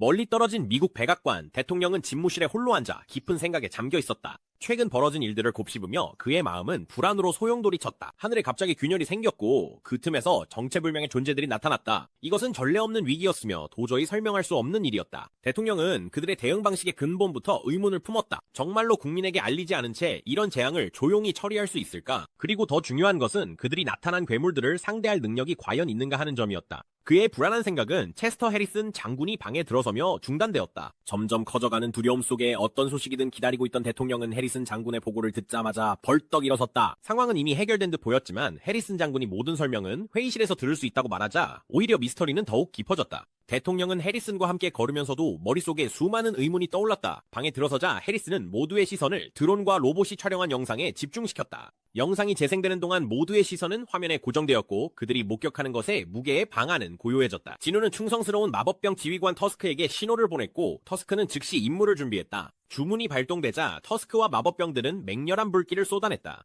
불길은 거침없이 치솟아 모든 것을 집어삼키며 어두운 하늘을 환하게 밝혔다. 전장은 순식간에 힘이 폭발하는 불타는 광경으로 변했다. 최전선에서는 나가 병사들이 거대한 석상들과 치열한 1대1 전투를 벌이고 있었다. 그들의 거침없는 돌격에는 베루와 개미 병사들의 무시무시한 전투 함성이 맞섰다. 공기를 가르는 날카로운 비명과 함께 그들은 석상 거인들을 산산조각 내며 머리를 잘라내고 적들을 잔해로 만들었다. 혼란 속에서 진우는 전장의 진정한 거인인 타이탄들에게 집중했다. 그의 움직임은 눈으로 따라잡을 수 없을 만큼 빠르게 흐릿해지며 거대한 적들 사이를 번개처럼 가로질렀다. 그의 모든 일격은 정확하고 치명적이었으며 끊임없는 공격에 사지와 몸통이 산산이 부서져 나갔다. 압도적인 기량을 뽐내며 그는 차원의 균열에서 수많은 단검을 소환해 눈부신 속도로 타이탄들을 향해 던졌다. 수많은 거대한 존재들이 칼날의 폭풍에 무너졌지만 가장 거대한 타이탄 중 하나는 그 공격을 견뎌냈다. 이 강력한 적은 굳건히 서서 도전과 경멸이 뒤섞인 시선으로 진우를 응시했다. 하지만 진우는 전혀 흔들리지 않았다. 그는 오른팔에 엄청난 흑색 에너지를 집중시켜 타이탄의 거대한 크기에 맞먹도록 팔을 키웠다. 진우는 대지를 뒤흔드는 일격으로 팔을 망치처럼 내리쳐 전장을 진동시켰다. 타이탄은 진우의 능력에 감탄하면서도 오만하게 자신의 종족이 우월하다고 선언했다. 그러나 타이탄이 조롱을 끝내기도 전에 진우의 가장 강력한 병사 벨리알이 끼어들었다. 눈부신 속도로 벨리알의 지네처럼 생긴 칼날이 타이탄의 머리를 단번에 잘라냈다. 키젤도 전투에 합류해 완벽한 합동 공격으로 타이탄을 산산조각 냈다. 타이탄의 오만함은 한순간에 침묵으로 바뀌었다. 벨리알은 진우를 향해 돌아서며 자신의 개입이 주인의 계획에 방해가 되지 않았는지 확인했다. 진우는 그를 안심시키며 남은 타이탄들에게 각별히 경계하라고 추가 지시를 내렸다. 벨리알은 공손히 고개를 숙인 뒤 명령을 수행하러 날아갔다. 이 전투 장면을 지켜본 후 대통령과 참모들이 모여있는 방 안에는 숨막히는 정적이 감돌았다. 그들이 목격한 일의 중대함이 모두를 압도했고 생각들은 충격과 불신 속에서 소용돌이쳤다. 대통령은 혼자서 타이탄들을 몰살시킨 그 신비로운 남자의 모습을 받아들이려 했으며 머릿속이 복잡하게 돌아갔다. 대통령은 이 장면이 마치 허구의 영화에서나 나올 법한 일이라고 생각하지 않을 수 없었고 이제는 그 모든 것이 끔찍하게 현실이 되어버렸다. 그는 당면한 과제, 즉 이 수수께끼 같은 인물의 정체를 밝혀내는 일에 집중했다. 대통령의 요구에도 불구하고 정보기관들은 아무런 답을 내놓지 못했다. 미국 CIA 국장 데이비드 브레너는 기존의 수사 방식이 아무런 소용이 없다는 사실을 인정했다. 대통령의 좌절감이 매우 뚜렷이 드러났지만 브레너는 그들이 직면한 상황만큼이나 비전통적인 대안을 제시했다. 숨겨진 진실을 비범한 방법으로 밝혀내는 인물로 알려진 마담 노르마 셀러의 제안은 방안의 한 줄기, 희망의 불씨를 가져왔다. 전국 육상학생 선수권 대회는 예선전이 시작되면서 에너지로 가득 차 있었다. 환호성이 공기를 가득 메웠고 라이벌 학교들 사이의 긴장감은 분명했다. 참가자들 중 각 팀의 주장인 최와 조기석은 날카로운 말을 주고받으며 경쟁심이 불꽃을 일으켰다. 화성공고를 이끄는 기석은 최가 이번 대회에서 신입생에게 크게 의존하기로 한 결정을 비웃었다. 그는 상인이라는 에이스가 빠진 최의 팀이 절박하다며 조롱했다. 기석의 도발에도 불구하고 최는 침착함을 잃지 않고 자신있게 진우의 어깨를 두드렸다. 최는 신입생의 잠재력을 암시하며 진우를 얕보면 큰 코 다칠 것이라고 기석에게 도전장을 내밀었다. 기석은 코웃음을 치며 자신감을 비웃듯 진우를 아무런 위협도 되지 않는다고 일축했다. 물러설 생각이 없던 기석은 자신의 팀 비밀병기 거구의 신입생 김철을 소개했다.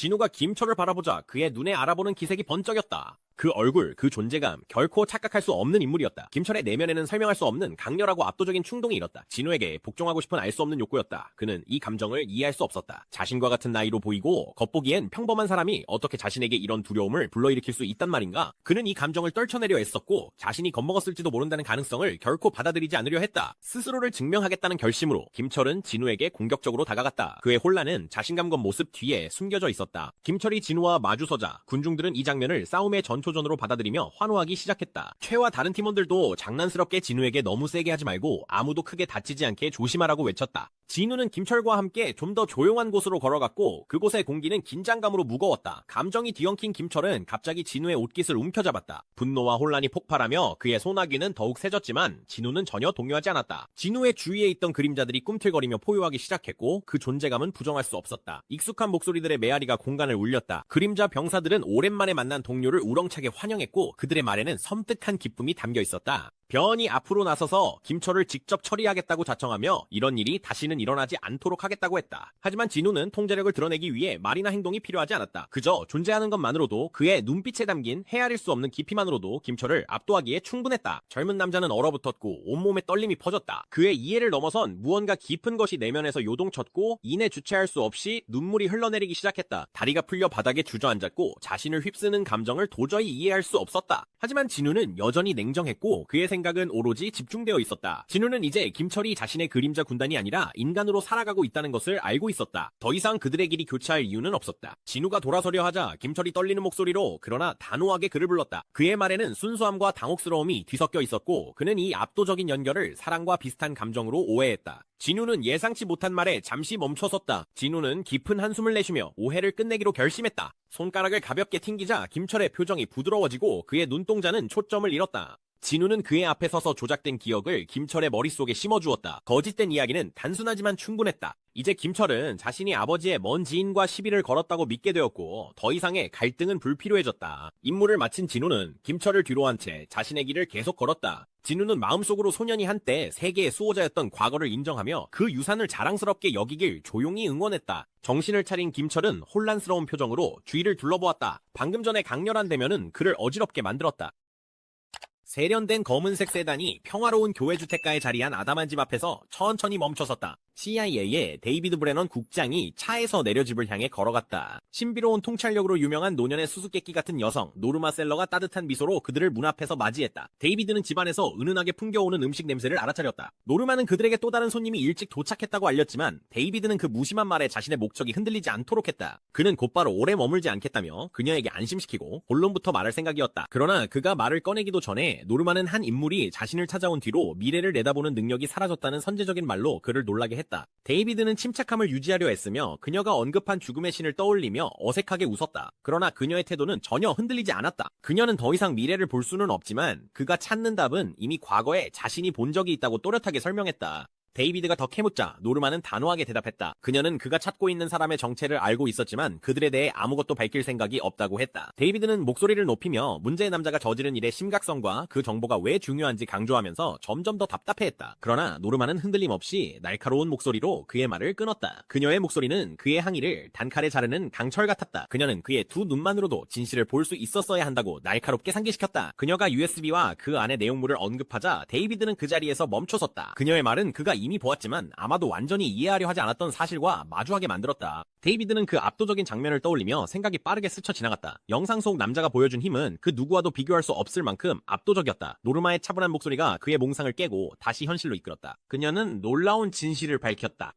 인류가 멸망의 위기에 처했으면서도 그것을 깨닫지 못한 것은 이번이 처음이 아니었다. 데이비드는 그 신비로운 남자가 정말로 노르마가 말한 대로 이해할 수 없지만 생존을 위해 필요한 존재일지도 모른다는 생각이 들기 시작했다.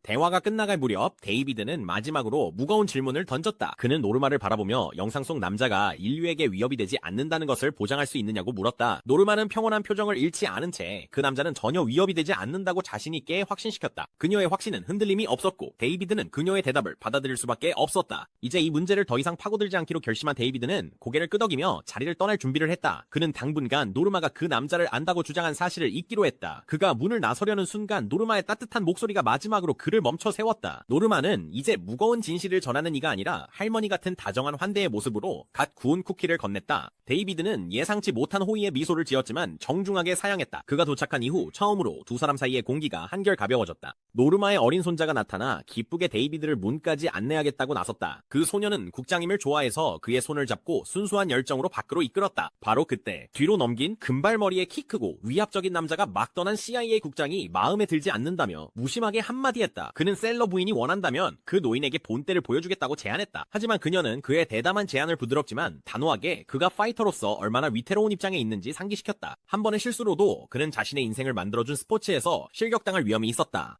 토마스는 개의치 않고 초점을 바꿔 노르마가 준비해둔 봉지에서 쿠키 한 줌을 집어들었다. 그는 아무렇지 않은 듯한 태도로 쿠키를 우적우적 씹었다. 그가 쿠키를 먹으면서 수년간 마음속에 남아있던 질문을 던졌다. 그는 셀러 부인의 예언이 자신을 치명적인 사고, 특히 교통사고와 같은 고위험 상황에서 어떻게 구해주었는지 곱씹어보았다. 왜? 그가 물었다. 그때 저를 구하기로 선택하셨나요?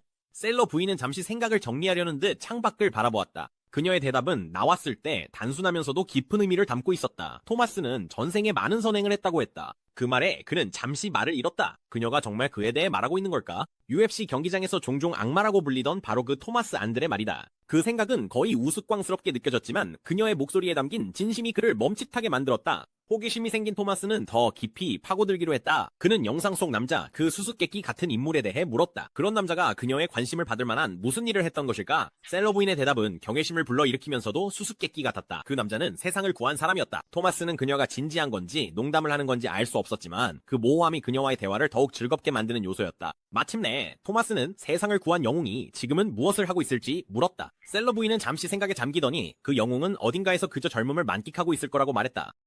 중등부 예선이 곧 시작될 무렵 현장은 에너지로 가득 차 있었다. 아나운서의 호출에 달리기 선수들이 트랙 위로 모여들었고 그들의 표정에는 결의와 긴장감이 뒤섞여 있었다. 그들 중에는 차혜인도 있었고 경기가 시작되자 그녀의 집중력은 날카롭게 빛났다. 신호음이 울리자 선수들은 앞으로 내달렸고 모두가 우위를 점하기 위해 힘껏 달렸다. 경기 중반 혜인의 발걸음이 잠시 흔들렸다. 발목이 아프게 꺾였지만 그녀는 고통에 얼굴을 찡그리고 신음하면서도 멈추지 않았다. 순수한 의지력으로 그녀는 고통을 이겨내며 결연한 마음으로 결승선을 1위로 통과했다. 경기가 끝난 후 사람들의 시선이 닿지 않는 곳에서 혜인은 절뚝거리며 나무 그늘로 걸어갔다. 지치고 아픈 그녀는 바닥에 주저앉아 떨리는 손으로 신발을 벗었다. 양말을 내리자 그녀는 심하게 부어오른 발목을 보았고 보랏빛으로 변한 피부가 부상의 심각함을 드러내고 있었다. 그녀는 자신의 처지에 답답함을 느꼈다. 1라운드는 통과했지만 이런 부상으로 계속 달릴 수 있을지 의문이 남았다. 포기해야 한다는 생각이 그녀의 마음을 무겁게 짓눌렀다. 생각에 잠겨있던 혜인은 나무 반대편에서 조용히 다가오는 진우를 알아차리지 못했다. 그의 목소리가 그녀의 혼란스러운 마음을 뚫고 들어와 혜인을 놀라게 했다. 그는 침착하고 단호한 어조로 진우는 그런 결정을 내린 것을 후회한 사람의 이야기를 들려주며 장기적인 결과에 대해 경고했다. 혜인은 진우를 바라보며 생각이 복잡해졌다. 그녀는 그를 알아보지 못했지만 혹시 육상 참가자이거나 심지어 고등학생일지도 모른다고 생각했다. 조용히 그를 지켜보던 중 혜인은 이상한 깨달음에 사로잡혔다. 그의 존재에는 어딘가 위안이 되었고 희미하지만 기분 좋은 향기가 그에게서 풍겨나오는 듯했다. 진우는 조심스럽고 부드러운 동작으로 그녀 옆에 쪼그리고 앉았다. 그는 그녀의 허락을 기다리지도 않고 부어오른 발목에 손을 댔다. 혜인은 살짝 움찔했지만 거부하지는 않았다. 놀랍게도 그가 손을 떼자 통증이 사라졌다. 부기도 마치 처음부터 없었던 것처럼 완전히 가라앉아 있었다. 혜인은 깜짝 놀라 고개를 획 돌려 그를 바라보았다. 진우는 조용하지만 확신에 찬 목소리로 그녀를 격려하며 이런 순간은 단 한 번뿐이니 후회 없이 달리라고 말했다. 그가 자리를 뜨려 하자 그의 말이 공기 중에 맴도는 가운데 혜인의 호기심이 걷잡을 수 없이 커졌다. 혜인은 그를 불러 세우며 전에 만난 적이 있냐고 물었지만 진우는 곧장 대답하지 않았다. 대신 그는 장난스럽게 도전장을 내밀었다. 만약 그녀가 결승에서 그의 기록을 깬다면 자신이 찾던 답을 알려주겠다고 했다. 혜인은 처음에는 망설였지만 곧 경쟁심이 불타올랐다. 그녀는 예선마다 진우가 항상 1등으로 결승선을 통과하는 모습을 떠올리며 과연 그의 도전을 받아들일 수 있을지 고민했다. 하지만 결국 그녀는 받아들이기로 했고 결의에 찬 눈빛이 번뜩였다. 진우가 미소를 머금은 채 자리를 떠나면서도 그의 생각은 방금 도와준 소녀에게 머물러 있었다. 그에게 있어 그녀는 전혀 변하지 않은 모습이었다. 진우는 혜인에게서 시선을 돌려 트랙으로 향했다. 화창한 봄날 남자 고등학생 트랙 세계 신기록이 깨졌고 진우의 팀은 라이벌인 화성공고를 꺾고 마침내 1위를 차지했다. 크리스마스 이브, 거리는 축제 분위기로 가득했다. 진우는 북적이는 도심을 거닐며 약속 장소로 향했지만 그의 시선은 저녁을 즐기는 멋진 커플들에게 머물렀다. 그들에 비해 자신의 소박한 옷차림이 왠지 초라하게 느껴졌다. 진우는 마치 대학 시험을 막 끝내고 나온 사람처럼 얼굴을 찡그렸다. 문이 닫힌 옷가게를 지나던 중 진우의 시선은 진열장에 놓인 유난히 세련된 마네킹에 끌렸다. 순간 그의 머릿속에 번뜩이는 아이디어가 떠올랐다. 검은 연기가 그의 몸을 감싸더니 순식간에 평범했던 옷차림이 마네킹이 입고 있던 멋진 옷으로 변했다. 진우는 가게 유리에 비친 자신의 모습을 힐끗 바라보며 스스로에게 만족감을 확인했다. 언제나 관찰력 있는 그의 그림자 군단이 의견을 내놓았다. 그 중에서도 패션에 일가견이 있는 터스크가 적극적으로 그 옷차림을 칭찬하며 진우에게 완벽하다고 확신시켰다. 만족한 진우는 자신감이 한층 더해져 발걸음에 힘을 실어 약속 장소를 향해 계속 걸어갔다. 도시의 축제 같은 소음이 그를 애워쌌지만 진우의 예리한 감각은 집중력을 잃지 않게 해주었다. 혼란스러운 분위기 속에서도 그는 다가오는 발소리를 희미하게 감지했다. 속으로 카운트를 세던 진우는 정확한 타이밍에 몸을 돌려 뒤에서 다가오는 차혜인을 마주했다. 혜인은 진우의 눈을 가리며 깜짝 놀래켜주려 했지만 그의 예리한 감각에 당황해 그만 동작을 멈추고 말았다. 대화를 시작하며 진우는 최근 본 대학 입시 시험 점수를 솔직하게 털어놓았다. 혜인은 눈에 띄게 놀라며 더 좋은 학교를 갈 수 있었는데 왜 그 학교를 선택했는지 물었다. 진우는 전액 장학금, 해외 유학 기회, 그리고 그곳에서 꼭 만나고 싶은 특별한 사람이 있다는 이유를 설명했다. 혜인은 호기심이 곧 의심으로 바뀌며 그 특별한 사람이 혹시 여자냐고 대놓고 물었다.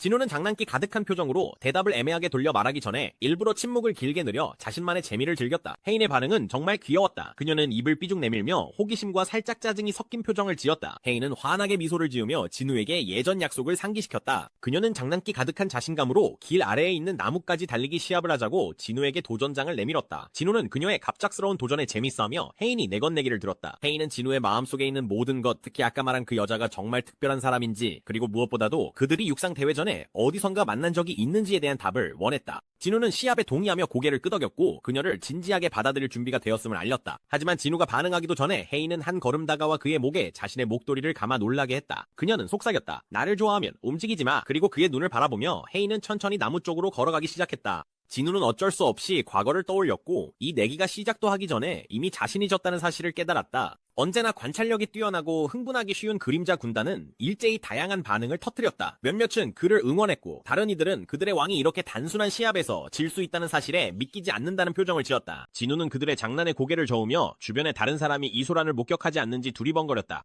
조용한 거리와 부드럽게 내리는 눈이 그들의 장난스러운 경쟁에 평화로운 배경을 더해주었다. 혜인은 결국 나무에 도착했고 신이 나서 작게 깡충뛰며 승리를 기념했다. 그녀의 기쁨은 전염되어 진우도 다가가며 저절로 미소를 지었다. 그녀의 눈은 기대감으로 반짝였고 진우가 자신의 승리를 인정해주길 기다렸다. 진우는 그녀 앞에 멈춰서서 흔들림 없는 시선으로 바라보았다. 차분하면서도 단호한 목소리로 그는 자신의 그림자 군사들에게 등을 돌리라고 명령했다. 둘 사이의 장난기 어린 분위기는 조용하고 더 친밀한 무언가로 바뀌었다. 그들의 입술이 부드럽게 맞닿았고 주변 세상은 그 순간에 고요함 속으로 사라졌다. 내리는 눈이 거리를 조용히 감싸며 두 사람만의 조용한 연결만이 남아있는 듯 했다. 고요하고 끝없는 안식의 세계에서 키셀은 따뜻하게 터스크를 맞이했고 다른 그림자 군사들도 공손하게 인사를 건넸다.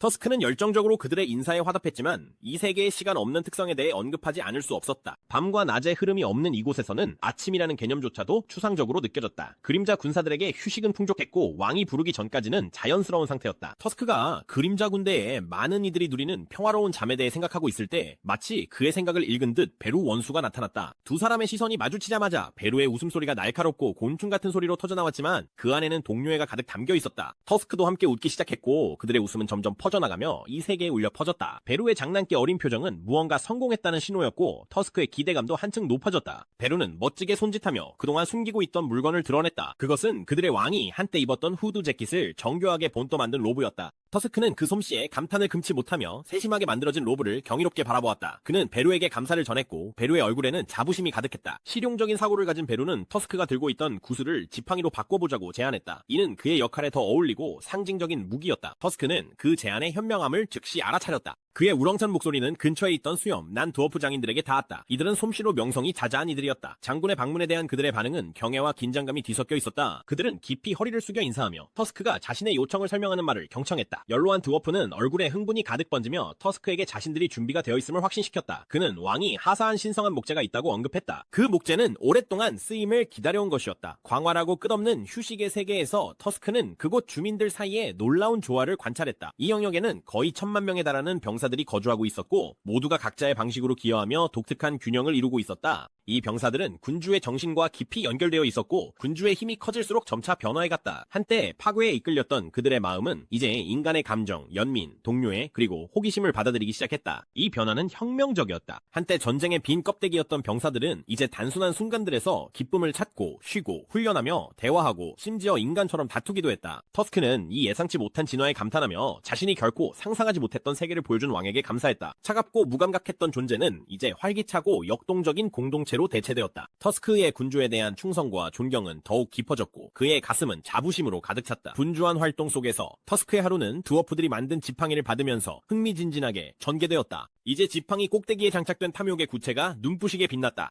장인의 솜씨는 흠잡을 데 없었고 터스크는 결과물을 감탄하며 바라보며 흥분을 감추지 못했고 드워프들의 거처를 만족스럽게 떠났다. 그때 그는 낯선 존재들, 거대한 돌거인 2명을 발견했다. 그들은 어색하게 자신을 소개하며 대원수 벨리안이 자신들을 보냈다고 설명했다. 터스크는 새로운 이들을 살펴보며 그들의 거대한 모습이 마법사로서는 다소 어울리지 않는다고 느꼈지만 그들을 자신의 지휘하에 받아들였다. 전통에 따라 모든 새로운 마법 병사들은 일종의 입단식을 거쳐야 했다. 터스크는 위험 있는 목소리로 나머지 병사들에게 각자의 위치로 돌아가라고 명령하고 두 신입에게는 무릎을 꿇게 했다. 그들 앞에 앉은 터스크는 차원 사이의 틈에서 벌어진 그들의 왕과 드래곤 왕의 전투에 대한 서사시를 돌 거인들에게 들려주었다. 바로 그때 한 목소리가 터스크의 이야기를 끊었다. 누군가 감히 자신을 방해했다는 사실에 짜증이 치밀어 오른 터스크는 분노를 터뜨릴 준비를 하며 돌아섰다. 터스크 앞에는 변함없이 위험 있는 존재감을 뽐내는 이그리스 원수가 서 있었다. 예상치 못한 상황에 터스크는 순간적으로 감탄이 밀려왔다. 그는 약간 당황한 채로 원수에 대한 충성심과 애정을 표현했다. 하지만 이그리스는 언제나처럼 침착하게 특유의 차분함으로 터스크의 말을 받아들였다. 그러고는 주저함없이 이그리스가 위를 가리키며 터스크의 시선을 하늘로 이끌었다. 그 순간은 매우 의미심장했다. 이그리스가 곧 펼쳐질 일의 중요성을 설명하자 터스크는 호기심이 솟아올라 재빨리 몸을 일으켰다. 터스크는 곧 상황을 깨달았다. 이것은 평범한 사건이 아니었다. 그들의 왕 성진우가 인생의 중대한 순간에 도달한 것이었다.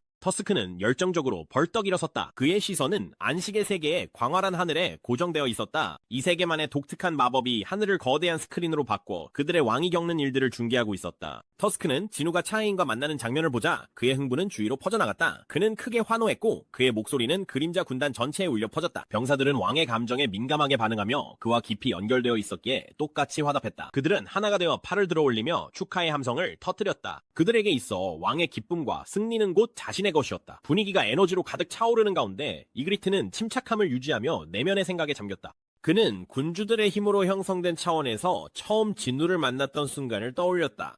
그때 진우는 여느 인간과는 달랐고 그림자 군주가 될 자격이 있는 그릇이었다. 이그리트는 이를 즉시 알아차렸다. 그 깨달음에는 말로 하지 않아도 알 수 있는 이전 주군의 마지막 명령이라는 이해가 담겨있어. 이그리트는 끊임없는 전쟁의 순환을 포기하기로 선택한 원래의 군주와의 이별을 예감했던 순간을 떠올렸다. 우주적 질서 속에서 인간이 아무리 보잘것없어 보여도 이그리트는 자신의 주군이 진우에게 관심을 가진 것이 깊은 의미를 지닌다는 것을 알고 있었다. 군주의 명령은 절대적이었고 이그리트는 그것을 의심하거나 거역한 적이 없었다. 그는 망설임 없이 충성을 맹세하고 일어섰지만 그 낯설고 이세계적인 차원에서 홀로 남겨졌다. 그곳에서 대부분의 힘이 봉인된 채 그는 진우를 시험하며 그가 다가올 운명을 감당할 자격이 있는지 확인했다. 재현된 차원의 광활한 공간이 이그리트 앞에 펼쳐져 있었다. 그곳은 그가 처음으로 주군을 만났던 순간을 그대로 반영하도록 정성스럽게 설계된 장소였다. 발소리의 희미한 메아리부터 공기 중에 감도는 미묘한 냉기까지 모든 세부가 정밀하게 재현되어 있었다. 이그리트는 그 정교함에 감탄했다. 이는 설계자의 뛰어난 솜씨와 안식의 세계가 지닌 무한한 힘을 증명하는 것이었다. 설계자는 군주의 에너지를 이용해 이 공간을 만들어냈고 그림자의 왕좌를 계승할 운명을 지닌 인간을 시험하기에 걸맞은 무대를 완성했다. 이 중요한 순간에서 자신의 역할을 곱씹으며 이그리트는 자신의 행동에 의문을 품게 되었다. 그는 본능적으로 왕좌에 앉았지만 주군의 의식이 함께하는 상황에서 이는 지나치게 건방진 행동이라고 여겼다. 불안감이 스치듯 지나가자 이그리트는 재빠르게 움직여 기둥 뒤에 몸을 숨겼다. 예상보다 훨씬 이른 시각에 어떤 존재가 다가오고 있었기 때문이다. 무거운 문이 삐걱이며 열리는 소리가 방 안에 울려 퍼졌고 선택받은 인간의 등장을 알렸다. 어둠의 장막에 몸을 감춘 채 이그리트는 조용히 그를 지켜보았다. 주군의 기대를 짊어진 사내의 모습을 눈에 담으며 그 인간의 존재감은 부정할 수 없었다. 그는 군주의 힘에 의해 각인되어 있었지만 이그리트가 흥미로우면서도 우려스럽게 느낀 인간적인 죽음의 기운 또한 풍기고 있었다. 이그리트에게 맡겨진 마지막 임무인 이 시험은 결코 가볍게 임할 수 있는 것이 아니었다. 그 인간은 왕좌에 오를 자격이 있음을 스스로 증명해야 했다. 만약 그가 부족하다면, 능력이나 결의가 모자라다고 판단된다면 이그리트는 결코 자비를 베풀지 않을 것이다. 왕좌는 약하거나 부적합한 자를 위한 자리가 아니었다. 이러한 결의를 굳게 다진 채 이그리트는 그림자에서 모습을 드러내며 전투를 시작할 준비를 했다. 대결은 빠른 움직임과 날카로운 충돌로 시작되었다. 이그리트는 죽기 전 휘둘렀던 힘을 한껏 쏟아내며 정확하고 끈질기게 공격을 퍼부었다. 그러나 인간의 반응은 기대에 미치지 못했다. 동등한 힘으로 맞서기보다는 그 남자는 이그리트의 검이 그리는 치명적인 궤적을 피하는 데 집중했다. 그 앞에 놓인 도전을 뛰어넘을 재능이나 능력의 기미는 전혀 보이지 않았다. 인간의 모든 움직임은 이그리트의 실망을 더욱 깊게 만들었다. 인간의 끈질김에도 불구하고 이그리트는 이 전투가 자신의 주군의 힘을 조롱하는 것처럼 느껴질 수밖에 없었다. 이 남자는 군주와 비교하면 연약하고 부족했으며 결코 그런 위대함을 물려받을 운명의 인물일 수 없었다. 그의 마음에는 판결이 울려 퍼졌다. 이 인간은 왕자를 차지할 자격이 없었다. 이그리트는 명예롭게 끝내기 위해 준비했다.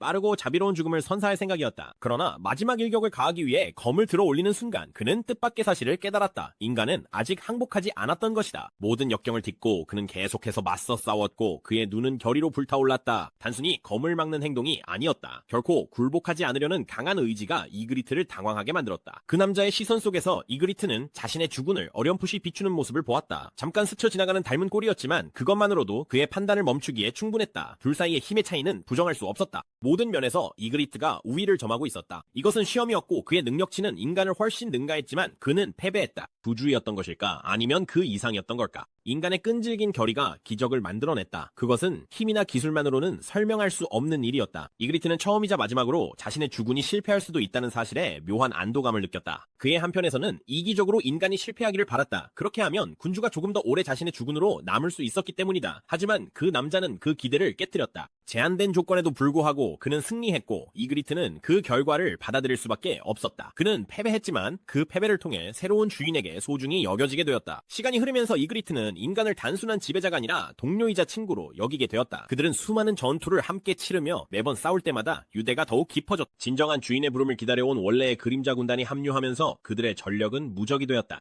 그들 중에는 이그리트의 오랜 동료인 벨리온도 있었고 그의 복귀는 끝없는 전투가 다시 시작되기 전 잠시나마 기쁨을 안겨주었다. 군주들과의 전쟁은 그들에게 모든 것을 요구했다. 전투를 거듭할수록 주인은 더욱 강해졌고 그의 기술은 전쟁의 불길 속에서 단련되었다. 그에 따라 그림자 군단도 번성하여 가장 위협적인 적들과 맞설 수 있는 힘을 갖추게 되었다. 환생의 잔으로 시간이 되돌려진 후에도 전투는 계속되었다. 무려 30년이라는 긴 세월 동안 전쟁은 계속되었고 그 길을 가로막는 모든 적들은 소멸했다.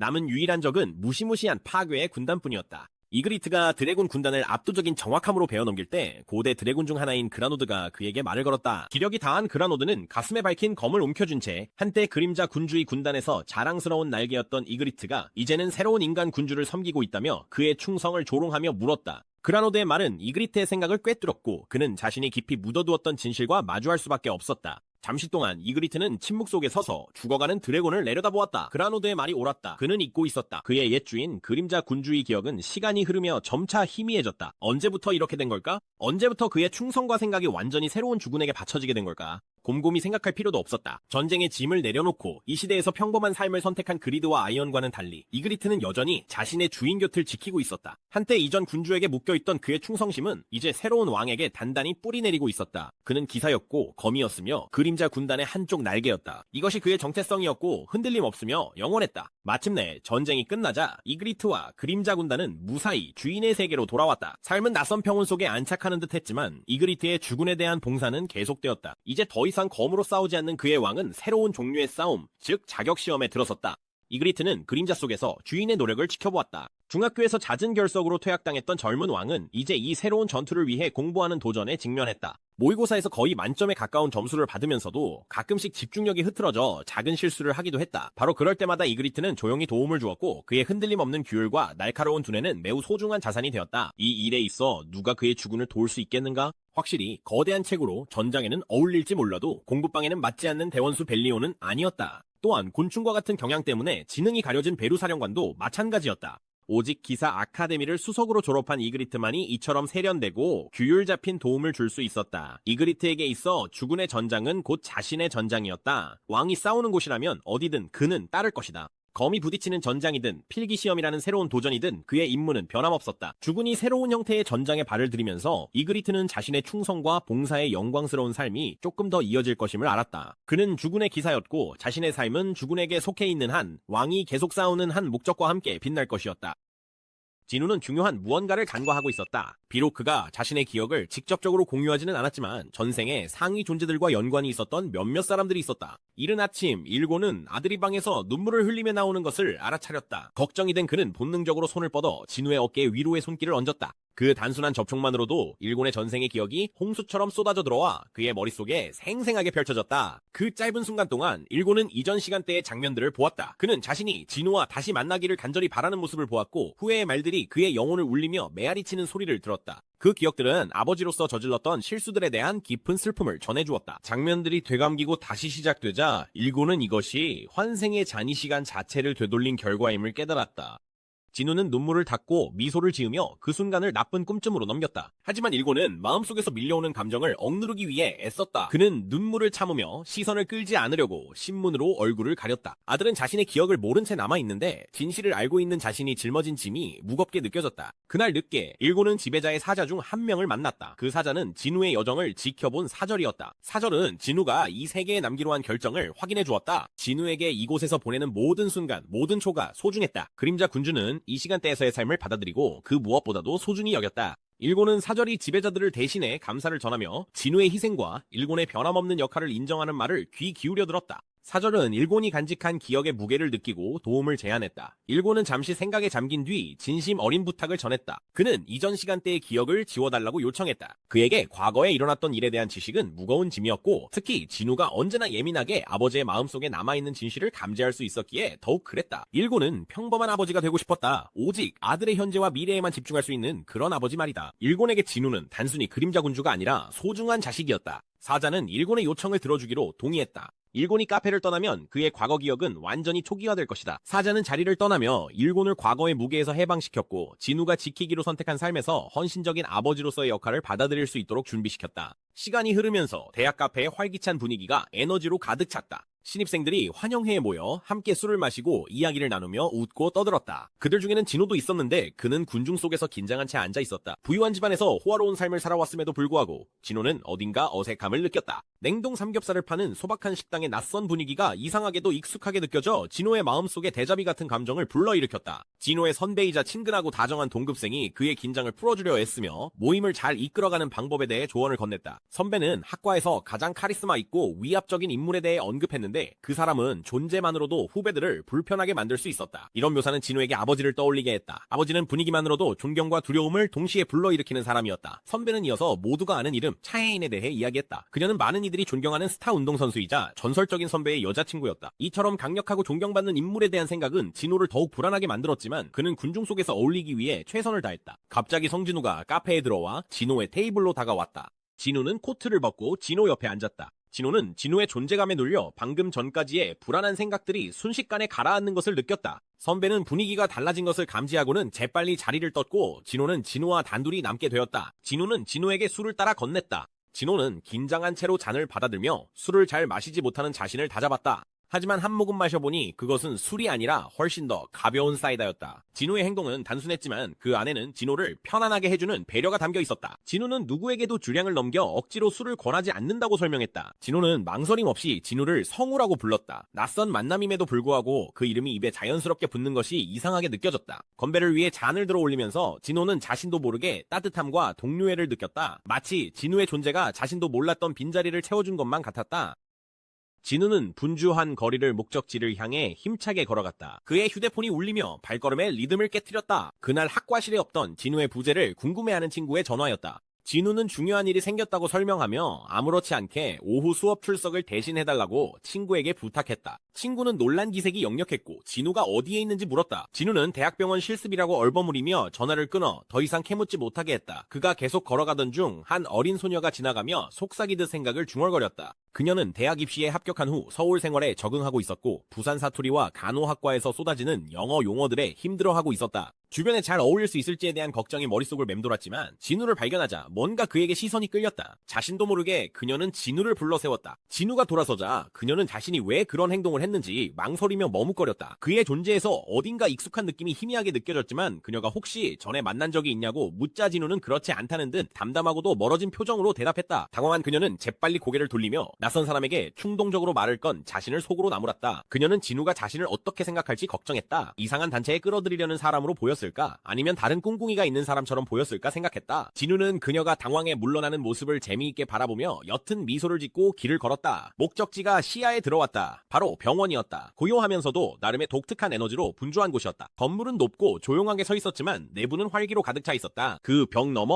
어딘가에는 중요한 인물 고건희 회장이 병상에 누워 있었다. 그의 병실에서는 의사들이 조심스럽게 그를 돌보고 있었고 그들의 표정에는 걱정과 전문성이 뒤섞여 있었다. 침대 옆 작은 탁자 위에는 신비로운 병이 놓여 있었고 그 안의 내용물은 빛을 받아 희미하게 반짝이고 있었다. 회장의 목소리는 침착했지만 지쳐 있었고 그는 몸을 일으키는데 도움을 요청했다. 의사들은 탁자 위의 물건과 그것이 나타난 기이한 상황에 대해 확신이 없어 머뭇거렸다. 회장은 한 젊은 남자가 자신을 찾아왔다고 설명했다. 이 낯선 이는 자신이 잊혀진 시절, 즉 함께 괴물들과 싸웠던 시절부터 회장을 알고 있다고 주장했다. 감사의 표시로 그 남자는 작은 병을 남기고 나타났던 것만큼이나 순식간에 신기루처럼 사라졌다. 그 병에는 특별한 것이 담겨 있다고 전해졌는데 그의 병든 몸을 회복시켜줄 치료제이자 정화제였다. 의사들은 믿기지 않는다는 듯 이야기를 들었지만 회장은 의심에 흔들리지 않고 자신의 처참한 현실에 집중했다. 그는 남은 시간이 얼마 없음을 되새기며 자신 앞에 놓인 선택에 대해 곰곰이 생각했다. 만약 그 신비로운 남자의 말이 거짓이라면 최악의 결과는 자신의 죽음일 뿐이었고 그는 이미 그 불가피함을 받아들인 상태였다. 고건희는 흔들림 없는 손으로 병을 들어 올렸고 차가운 병 표면이 그의 손바닥에 닿았다. 그는 평생 불가능에 맞서 싸워온 사람다운 결의로 선택을 내렸다. 병 뚜껑을 열고 그는 한 번에 그 안에 액체를 마셨다. 그의 가슴에는 희망과 수용이 가득했다. 그는 몸을 뒤로 기대며 의사들에게 자신을 쉬게 해달라고 지시했다. 마치 앞으로 닥칠 일에 대비하는 듯한 모습이었다.